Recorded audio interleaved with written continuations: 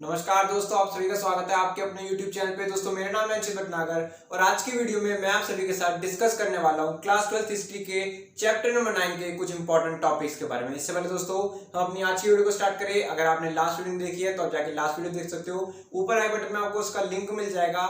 Last video में हमने chapter 9 के ही कुछ इंपॉर्टेंट टॉपिक्स के बारे में बात करी थी। ठीक है दोस्तों, आइए बात करते हैं हमारी आज की वीडियो के इंपॉर्टेंट टॉपिक के बारे में, जो कि है आपका दी आइडियल किंगडम। मतलब कि मुगल एम्पायर को जहां पे एक आइडियल किंगडम के तौर पे देखा जाता है कि मुगल एम्पायर एक आइडियल किंगडम था, क्योंकि वो बहुत ही ज्यादा प्रॉस्पेरस और उसके अंदर के जो रूलर्स थे, जो एम्परर्स थे, उनकी जो पॉलिसीज थी उसको भी एक आइडियल किंगडम के तौर पे देखा जाता है। तो दोस्तों आज हम इसी टॉपिक के बारे में बात करने वाले हैं। इस टॉपिक से आने वाला एक इंपॉर्टेंट क्वेश्चन आप सभी के सामने है, what does court chronicles project about Mughal empire या कहे मुगल रूलर्स।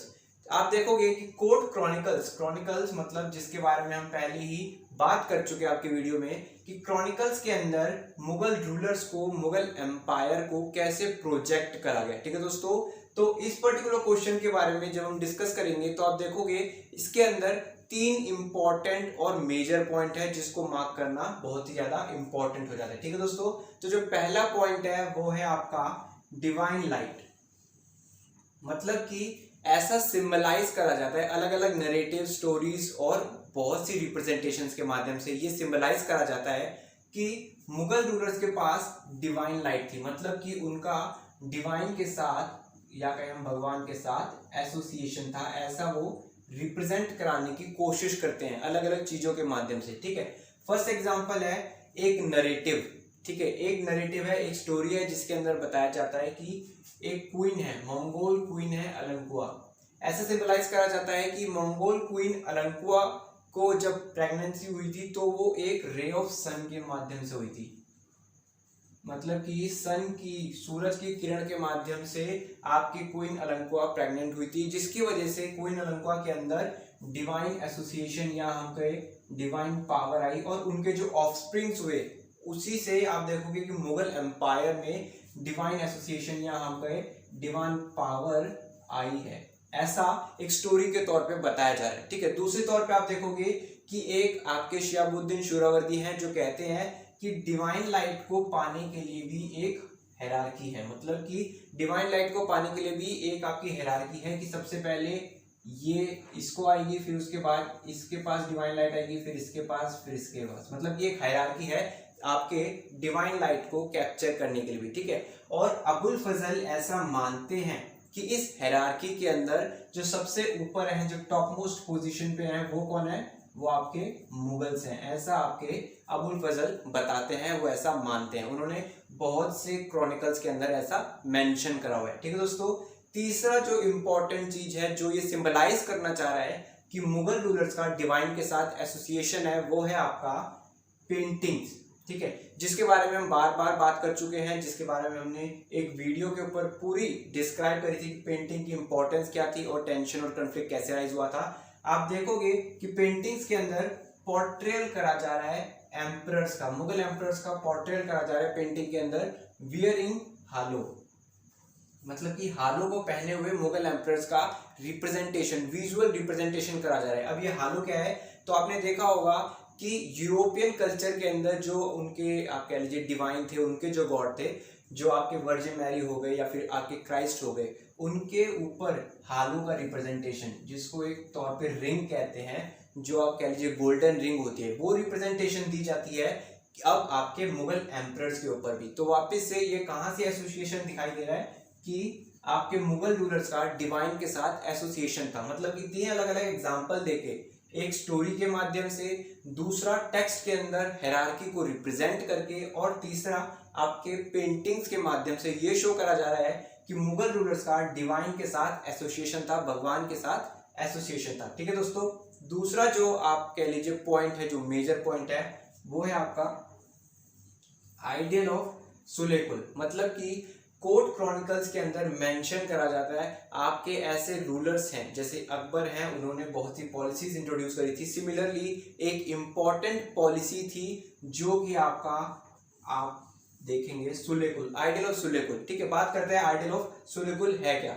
ठीक है, तो हमने बार बार ये बात कही हुई है कि क्रॉनिकल्स के अंदर ये रिप्रेजेंटेशन करा गया है कि आपके मुगल एम्पायर के अंदर जो कम्युनिटीज थी वो एक हेट्रोजीनियस ग्रुप था। हेट्रोजीनियस ग्रुप मतलब कि आपके एम्पायर के अंदर डिफरेंट एथनिक और रिलीजियस कम्युनिटीज एक साथ रहती थी, मतलब हिंदू, मुस्लिम, क्रिश्चियन, जूइश, बुद्धिस्ट, जैन्स, ये सभी एक साथ रहते थे मुगल एम्पायर के अंदर। ठीक है दोस्तों, इसी के साथ साथ आप देखोगे कि ऐसा माना गया है कि सभी रिलीजन के ऊपर, चाहे वो मुस्लिम रिलीजन हो, हिंदू रिलीजन हो, क्रिश्चियन रिलीजन हो, कोई सा भी रिलीजन हो, उन सभी के ऊपर एक पर्सन है, वो है आपका एम्परर। मतलब कि ऐसा कहा जाता है कि एम्परर से बड़ा कोई रिलीजन नहीं है।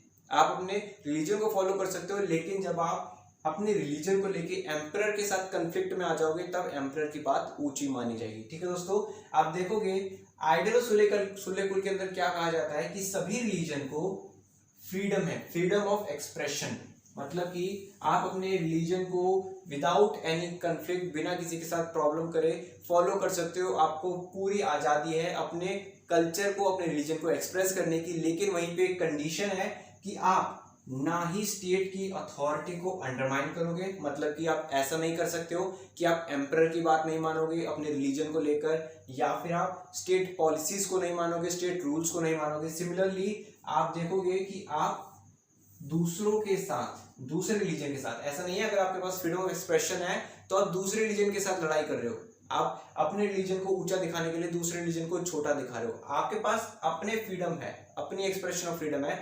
ये फ्रीडम नहीं है कि आप दूसरे कल्चर या रिलीजन को नीचा दिखा सको।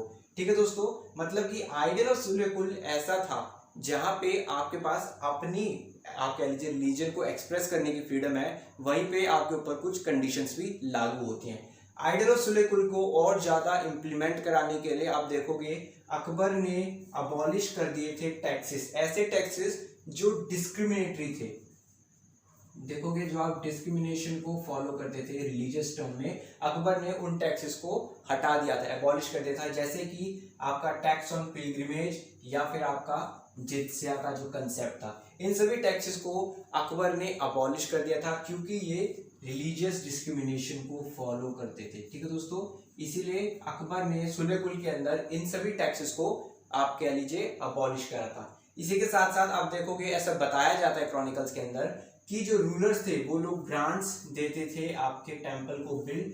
टेम्पल्स, आप यहाँ पे कह लीजिए टेम्पल्स हो गए, मॉस्क हो गए, चर्चेस हो गए, मतलब कि किसी भी रिलीजन के किसी भी वर्शिप प्लेस को बिल्ड और मेंटेन करने के लिए ग्रांट्स दी जाती थी स्टेट के द्वारा। ऐसा हमको क्रॉनिकल्स के माध्यम से बताया जा रहा है। ठीक है दोस्तों, मतलब कि अभी तक जो मेजर पॉइंट हमने पढ़े हैं वो है आपका पहला कि डिवाइन के साथ कैसा एसोसिएशन है, पहले ये बताया जा रहा है कि जो रूलर्स हैं वो डिवाइन के साथ कैसे अटैच्ड हैं। और दूसरा जो टॉपिक है, दूसरा जो पॉइंट है वो है आइडियल ऑफ सुलेकुल, मतलब कि जो एम्परर्स हैं उन्होंने अपने किंगडम के अंदर सभी रिलीजन को इक्वालिटी देते हुए कैसे बात सामने रखी है। ठीक है दोस्तों, अब बात करते हैं इसी एक टॉपिक के थर्ड मेजर पॉइंट के बारे में जो आपको याद रखने के लिए बहुत ही ज्यादा इंपॉर्टेंट है। जैसे आप देखेंगे थर्ड जो मेजर पॉइंट है वो है आपका सोवेरेनिटी एज अ सोशल कॉन्ट्रैक्ट, मतलब कि एक कॉन्ट्रैक्ट किया जा रहा है आपकी स्टेट और आपके सब्जेक्ट के बीच में, एक कॉन्ट्रैक्ट किया जा रहा है।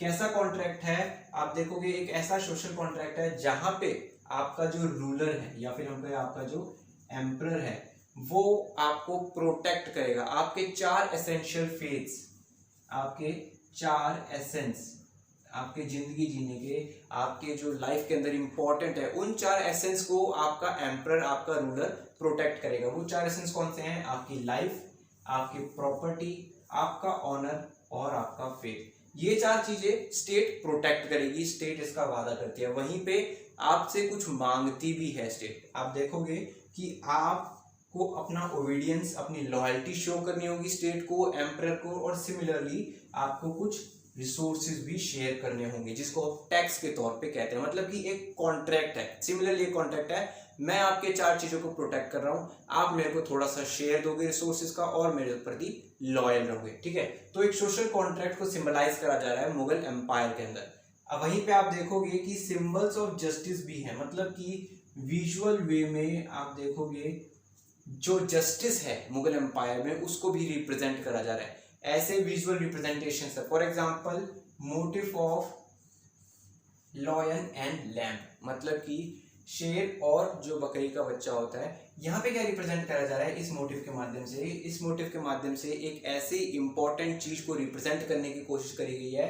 जैसे आप देखिए लॉयन, लॉयन का सिंबलाइज करा गया है पावरफुल पर्सन का, जो लोग पावर में हैं, जो लोग रिच है, जो बहुत ही ज्यादा पावरफुल है, स्टेटस हाई है। वहीं पे लैम्ब का रिप्रेजेंटेशन दिया गया है आपके कह लीजिए पुअर का, जो लोग इतने ज्यादा पावरफुल नहीं है, जिनका स्टेटस लो है। ये रिप्रेजेंट करा जा रहा है कि लॉयन और लैम्ब एक साथ नेस्ट कर सकते हैं। मतलब कि मुगल एम्पायर के अंदर इस मोटिव के माध्यम से ये रिप्रेजेंट करा गया कि मुगल एम्पायर में लॉयन और लैम्ब एक साथ रहते हैं। मतलब कि रिच और पुअर, पावरफुल और नॉन पावरफुल एक साथ रहते हैं। ऐसा नहीं है कि सिर्फ और सिर्फ लॉयन परसिस्ट करेगा, लॉयन को ही जस्टिस मिलेगी या फिर लैम्ब को जस्टिस मिलेगी। जिसकी गलती होगी उसको पनिशमेंट मिलेगी। मतलब कि इक्वालिटी प्रिवेल करेगी, इक्वालिटी और सभी के साथ जस्टिस करी जाएगी, ऐसा इन मोटिव्स के माध्यम से बताया जा रहा है। ठीक है दोस्तों, आइए अब बात करते हैं हमारे आज की वीडियो के नेक्स्ट इंपॉर्टेंट टॉपिक के बारे में। आइए दोस्तों अब बात करते हैं हमारी आज की वीडियो के नेक्स्ट इंपॉर्टेंट टॉपिक के बारे में, जो कि आपका कैपिटल्स एंड कोर्ट्स। मतलब कि मुगल एम्पायर के डिफरेंट कैपिटल्स और कोर्ट्स के बारे में बात करने वाले हैं कि डिफरेंट कैपिटल कौन कौन सी थी और वहां पे कोर्ट कल्चर कैसा था। ठीक है दोस्तों, इस टॉपिक से आने वाला एक इंपॉर्टेंट क्वेश्चन आप सभी के सामने है, right about Mughal Capitals and court. मतलब कि आप अपने मुगल कैपिटल और वहां के कोर्ट कल्चर, कोर्ट सिस्टम के बारे में बताइए। ठीक है दोस्तों, आइए डिस्कस करते हैं इस क्वेश्चन को। तो आप देखोगे अगर हम पहले कैपिटल्स के बारे में बात करते हैं तो बेसिकली कैपिटल्स के सेंस में अगर बात करी जाए तो डिफरेंट टाइप्स की कैपिटल थी मुगल एम्पायर के अंदर अलग अलग टाइम फ्रेम पे। तो यहाँ पे कैपिटल्स को डिस्क्राइब करना इतनी ब्रीफली ज्यादा ठीक नहीं रहेगा, क्योंकि हम बार बार डेट्स को ही रिकॉल करते रह जाएंगे और डिफरेंट नेम्स है। ठीक है, तो इसको आप बेसिकली चैप्टर में से याद करोगे तो वो ज्यादा अच्छा रहेगा आपको। तो आप देखोगे मैं यहाँ पे सिर्फ बेसिकली नाम लेने वाला हूँ कि कौन कौन सी कैपिटल्स थी। आप देख सकते हो सबसे पहले बाबर आए थे आगरा पे, जो लोधी कैपिटल थी उसके ऊपर। फिर आप देखोगे कि उसके बाद से कॉन्स्टेंटली जो एम्पायर था वो मूव करता रहा था, कभी एक कैपिटल पे फिर शिफ्ट करके कभी कहीं और, फिर उसके बाद कहीं और। तो आप देखोगे फोर्ट ऑफ आगरा बनवाया गया था एज अ कैपिटल, फिर फतेहपुर सिकरी बनवाया गया था।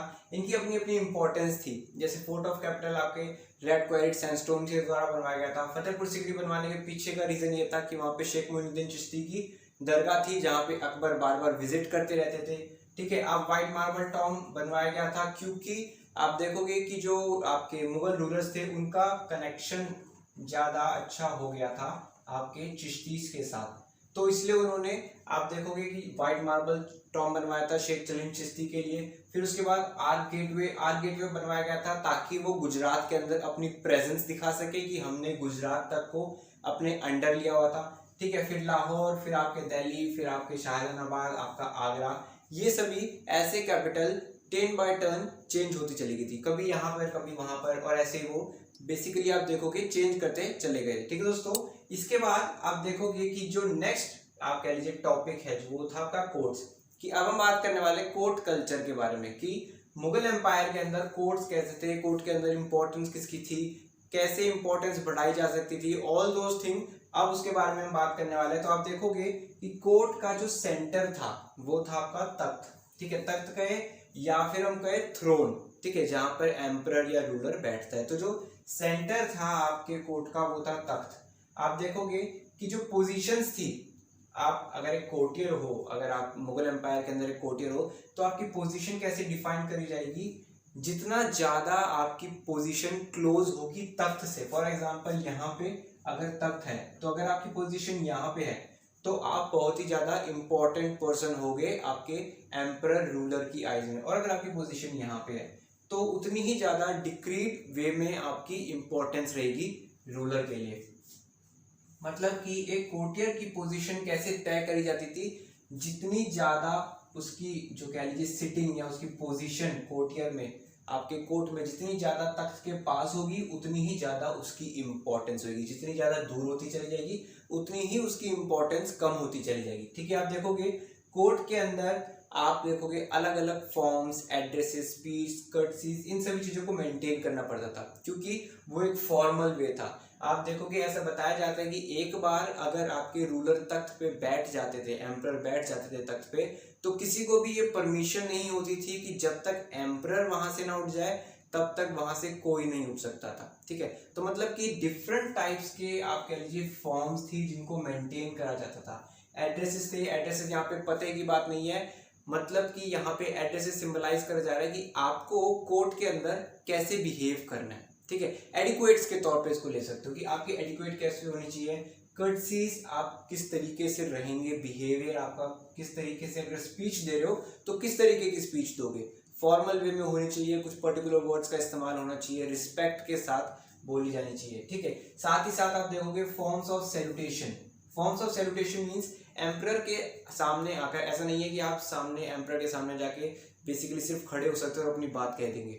वो आपको अपनी बात कहने से पहले डिफरेंट सैल्यूटेशन को परफॉर्म करना पड़ता था। ठीक है, जैसे कि आपका सिजदा हो गया, आप कह लीजिए सिजदा के अंदर कंप्लीट प्रोस्ट्रेशन, मतलब कि आपको जमीन पर लेट के आपके जो एम्परर हैं उनको प्रेस करना पड़ता था। इसके अलावा आपके चेहर तस्लीम हो गया, जमीन बूज हो गया, ठीक है, या फिर आपका डीपर प्रोस्ट्रेशन हो गया। जमीन बूज में आपको जमीन पर लेटकर आपके जो आप कह लीजिए एम्परर है उनकी फीट को किस करना पड़ता था। मतलब कि आप देख सकते हो दोस्तों, यहाँ पे मैंने कुछ आपके एग्जाम्पल को लिया है ताकि मैं आपको समझा पाऊँ। मैंने यहाँ पे ज्यादा सैल्यूटेशंस को नहीं अडॉप्ट करा क्योंकि मैं अगर उनको एक्सप्लेन करता चला जाऊंगा तो वीडियो बहुत ज्यादा लंबी हो जाएगी, इसलिए कुछ ही सैल्यूटेशंस को यहाँ पे लिया गया है ताकि मैं आपको बता सकूं कि सैल्यूटेशन, डिफरेंट टाइप्स के सैल्यूटेशन को अडॉप्ट करा जाता था और उनको परफॉर्म करना पड़ता था एम्परर के सामने। ठीक है दोस्तों, साथ ही साथ अब हम बात करने वाले हैं जो एम्परर्स थे वो अपने लाइफस्टाइल को कैसे जीते थे। मतलब कि एक एम्परर अपने सुबह से लेके रात तक कौन कौन से वर्क्स परफॉर्म करते थे। तो आप देखोगे कि आपका एम्परर सबसे जल्दी उठकर, जो बेसिकली जो सनराइज होता है उस वक्त पे उठ के वो अपने पर्सनल रिलीजियस प्रेयर्स को यूज करते हैं, उनको फॉलो करते हैं। मतलब कि सबसे पहले उठ के वो अपनी पर्सनल प्रेयर करते हैं। उसके बाद आप देखोगे झरोका। झरोका क्या है? झरोका जैसे आपने देखा होगा कि शाहरुख खान का जब बर्थडे होता है तो वो अपने झरोका पे आते हैं, अपने वो आप कह लीजिए ऐसी बालकनी पे आते हैं जहाँ पे वो सब लोगों को देख सके, उनको ग्रीट कर सके। सिमिलर वे में वही झरोका है कि आपके मुगल एम्पायर में एक ऐसी जगह थी, एक ऐसी बालकनी थी जहाँ पे अपनी पर्सनल प्रेयर करने के बाद एम्परर आता था, नीचे बहुत से लोग रहते थे, वो अपनी बातें करते थे एम्परर के साथ। करीब करीब 1-1.5 घंटा वहाँ पे एम्परर अपने टाइम को पास करते थे, लोगों से बातचीत करते थे, उनके प्रॉब्लम्स को सुनते थे। उसके बाद वो आते थे पब्लिक हॉल में। पब्लिक हॉल जहाँ पे आपके ऑर्डिनरी पीपल, पब्लिक हॉल का बेसिक मीनिंग ही है कि जहाँ पे पब्लिक आती थी। ऐसे हॉल्स, ऐसे ऑडियंसेस जहाँ पे आपके एम्परर पब्लिक से बात करते थे, उनके ग्रीवेंसेस को सुनते थे और अलग अलग तरीके से जो प्रॉब्लम्स हैं उनको सॉल्व करते थे। पब्लिक हॉल में आने के बाद एम्परर आते थे प्राइवेट हॉल में। प्राइवेट हॉल में क्या है? प्राइवेट हॉल में कुछ प्राइवेट लोग आते थे, कुछ ऐसे ऑफिशियल्स आते थे जो सिर्फ और सिर्फ आपके जो एम्परर है उनके द्वारा परमिट कराए जाते थे। ये लोग आके क्या करते थे, वहां पे जो आप कह लीजिए इंपॉर्टेंट मैटर्स हैं, ठीक है, कभी वार हो रही है या किसी चीज को बिल्ड करना है, किसी चीज को कंस्ट्रक्ट करना है, या और डिफरेंट प्राइवेट मैटर्स पे, आप कह लीजिए प्राइवेट मैटर्स पे अगर बात करनी है तो वो आपके प्राइवेट हॉल के अंदर होती थी, आपके डिफरेंट ऑफिशियल्स और एम्परर के बीच में। ठीक है दोस्तों, इसी के साथ साथ देखोगे कि जो एम्परर थे वो बहुत से ओकेजन्स को फॉलो करते थे, लेकिन वो कुछ ऐसे ओकेजन्स थे जिनको पर्टिकुलरली बहुत ही ज़्यादा इंपॉर्टेंस देते थे, उनको मनाते थे। वो है आपके solar and lunar birthday of monarch. जैसे कि आपको पता है कि दो डिफरेंट कैलेंडर्स हैं, उन दोनों ही डिफरेंट कैलेंडर्स के अंदर जो डेट्स हैं जहाँ पे मोनार्क का, जहाँ पे एम्परर का बर्थडे आता है, वो दोनों ही कैलेंडर के माध्यम से उन बर्थडे को मनाते थे। इसी के साथ जो तीसरा ओकेजन है वो है नवरोज। नवरोज का बेसिक मीनिंग है Iranian new year. Iranian culture के अंदर जो न्यू ईयर आता है, एम्परर उस ओकेजन या हम कहें उस फेस्टिवल को भी मनाते थे। इसके अलावा और बहुत से फेस्टिवल्स थे और सभी फेस्टिवल्स पे जो कोर्ट था, जो एम्परर के जो कह लीजिए रेजिडेंशियल एरियाज थे, उनको बहुत ही अच्छे से डेकोरेट करा जाता था। वो बेसिकली इसलिए होता था ताकि सिंबलाइज करा जा सके कि मुगल एम्पायर कितना ज़्यादा प्रॉस्पेरस है। ठीक है दोस्तों, इसी के साथ साथ जो आपके मोनार्क का बर्थडे होता था उस दिन पे आपके मोनार्क के इक्वल वेट के जो गिफ्ट्स थे, या आप कहें जो आपके कह लीजिए वैल्यूएबल्स थे उन सभी को डोनेट करा जाता था ऑर्डिनरी पर्सन के बीच में। अब अगर हम गिफ्ट्स और वैल्यूएबल्स की बात कर ही रहे हैं तो इसी से रिलेटेड एक और टॉपिक आ जाता है कि मुगल एम्पायर के अंदर भी आपके जो ऑफिशियल्स हैं, आपके जो नोबल्स हैं, उनको टाइटल्स और गिफ्ट प्रोवाइड करे जाते हैं। ठीक है दोस्तों, तो आप देखोगे कि आपके टाइटल्स को ग्रांट करा जाता है। कुछ ऐसे टाइटल्स हैं जो इंपॉर्टेंट है, जैसे कि एक आप कह लीजिए पोजीशन। अगर आप एक कोर्टियर हैं, जैसे हमने यहाँ पे बात करी थी कि पोजीशन कैसे पता चलती है कोर्टियर की, जितना ज्यादा तख्त के पास उतनी ऊंची पोजीशन।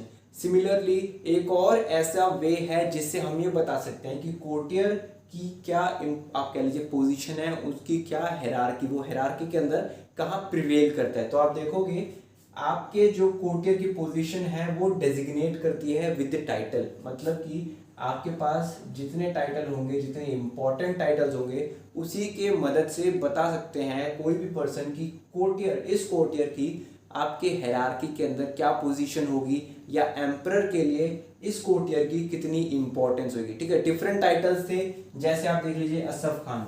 असफ खान एक लेजेंडरी आपके मिनिस्टर थे, उन्हीं के नाम के ऊपर इस टाइटल को अडॉप्ट करा गया। ठीक है, एक आपके मिनिस्टर थे असफ, उन्हीं के नाम के ऊपर इस टाइटल को लिया गया है। दूसरा टाइटल है मिर्जा राजा। मिर्जा राजा भी इंपॉर्टेंट टाइटल है जो कि औरंगजेब के द्वारा अपने 2 मिनिस्टर्स को दिया गया था, जय सिंह और जसवंत सिंह। ठीक है दोस्तों, इसी के साथ साथ देखोगे कि कुछ टाइटल ऐसे होते थे जिनको खरीदा जा सकता था, पैसे देके खरीदा जा सकता था। तो आप देखोगे ऐसे कौन से टाइटल्स थे। हमको बताया जाता है कि औरंगजेब को 1 लाख रुपए दिए गए थे, किसके द्वारा? मीर खान के द्वारा। मीर खान एक पर्सन थे जिन्होंने औरंगजेब को 1 लाख रुपए दिए थे। इसके पीछे का रीजन क्या था, उन्होंने क्यों दिए थे? वो चाहते थे कि उनके नाम के आगे लेटर अलीफ, मतलब कि जो लेटर अलीफ था उसको ऐड करा जाए। ठीक है, लेटर अलीफ का लिटरल मीनिंग है आपका ए। मतलब कि मीर खान चाहते थे, मीर खान ने 1 लाख रुपये दिए थे आपके औरंगजेब को, किस लिए? ए के लिए। वो चाहते थे कि मेरे नाम के आगे ए लग जाए, और वो मीर खान से अमीर खान, उनको अब अमीर खान के तौर पे डेजिग्नेट करा जाए। मतलब कि अगर वो चाहते तो खुद भी ये कर सकते थे, मीर को अमीर कर सकते थे, लेकिन रिकॉग्निशन चाहिए था, एम्परर का रिकॉग्निशन चाहिए था। और जो चीज एम्परर रिकॉग्नाइज करते थे उनको सभी लोग रिकॉग्नाइज करते थे। ठीक है दोस्तों, तो यहाँ पे ये रिप्रेजेंटेशन करा जा रहा है कि कुछ ऐसे टाइटल्स थे जिनको खरीदा भी जा सकता था, अर्न करा जा सकता था। ठीक है दोस्तों, इसी के साथ साथ अगर गिफ्ट्स के बारे में बात करें तो robe of honour. Robe of honour एक ऐसा गारमेंट होता है जो कि एम्परर ने एक बार पहना हुआ होता है और वो किसी दूसरे को प्रोवाइड कर देता है। इससे ये सिंबलाइज करा जा रहा है कि एम्परर की जो बेनेडिक्शन है, एम्परर की जो ग्रेस है, वो उस क्लोथ में आ गई है, उस गारमेंट में आ गई है, और ये जो रोब ऑफ ऑनर है, ये जो गारमेंट किसी दूसरे को दिया जाएगा, वो ही बेनेडिक्शन, वो ही पावर्स, वो ही ग्रेस उस पर्सन में भी आ जाएगी। ठीक है दोस्तों, इसके अलावा और बहुत से गिफ्ट्स थे, जैसे आपका सरापा हो गया, आपके ज्वेल्ड ऑर्नामेंट्स हो गए, लोटस ब्लॉसम हो गए। हर एक गिफ्ट की अपनी इंपॉर्टेंस है, इनका अलग अलग डिस्क्रिप्शन है। वापस से वही बात है, अगर हर एक गिफ्ट को हम डिस्क्राइब करने चले जाएंगे तो बहुत ही ज़्यादा लंबा हो जाएगा और बहुत ही ज़्यादा बोरिंग भी हो जाएगा, तो इसीलिए इसको हम ज़्यादा ब्रीफली डिस्क्राइब नहीं करेंगे। इनके ऊपर सिंपली आप देखोगे एक एक लाइन बुक के अंदर लिखी है जिसको आप पढ़ सकते हो। ठीक है, बहुत ही ज़्यादा ईजी है उसमें समझने की, कोई इतनी आप कह लीजिए ज़्यादा भारी भरकम नहीं है कि आपको ज़्यादा प्रेशर लेना पड़ेगा। ठीक है, इसी के साथ साथ आप देखोगे कि जो गिफ्ट्स थे वो एक साइन थे, साइन ऑफ ऑनर। मतलब कि आज के समय पे गिफ्ट को वैल्यू दी जाती है।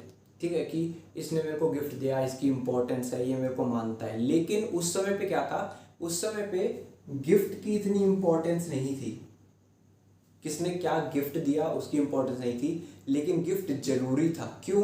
क्योंकि वो ऑनर को रिप्रेजेंट करता है। मतलब कि ऐसा माना जाता है मुगल एम्पायर के अंदर कि अगर आप एम्परर को विदाउट एनी गिफ्ट लेके आएंगे, मतलब कि एम्परर तो गिफ्ट देते ही है, लेकिन अगर आप एम्परर को विजिट करने आते हैं और बिना किसी गिफ्ट के आते हैं, तो ये माना जाता है कि ये पर्सन एम्परर को रिस्पेक्ट नहीं करता, एम्परर को ऑनर नहीं देता। ठीक है, अब ये कहाँ तक सीमित है, इसकी क्या इंपॉर्टेंस है, इसकी वैल्यू क्या है, इसके एथिक्स क्या है, वो हम नहीं जानते, क्योंकि इसकी कोई इंपॉर्टेंस ही नहीं है। अगर आप गिफ्ट नहीं प्रोवाइड करोगे तो मतलब कि आप उसको रिस्पेक्ट नहीं करते हो।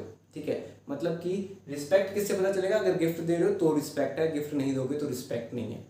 वो नोशन आपके कह लीजिए मुगल एम्पायर में अपने आप इवॉल्व हुआ या किसी पर्टिकुलर चीज़ के लिए इवॉल्व करा गया था, वो आप कह लीजिए एक अलग थ्योरी हो जाएगी, एक अलग बात हो जाएगी। लेकिन ऐसा माना जाता है, क्रॉनिकल्स के अंदर तो यही बताया जाता है कि अगर आप गिफ्ट के बिना जाओगे तो ऐसा सिंबलाइज करा जाता है कि आप आपके जो एम्परर हैं उनको डिसरिस्पेक्ट कर रहे हो। इसलिए या तो आप स्मॉल अमाउंट, मतलब कि आपको गिफ्ट लेके जाना है, चाहे आप स्मॉल अमाउंट ऑफ मनी लेके जाए या फिर आप लार्ज अमाउंट ऑफ मनी लेके जाइए, लेकिन लेके जरूर जाना है। ठीक है दोस्तों, आज की वीडियो में इतना ही। आज की वीडियो में हमने आपके चैप्टर नंबर 9 के 2 इंपॉर्टेंट टॉपिक्स के बारे में बात करी है।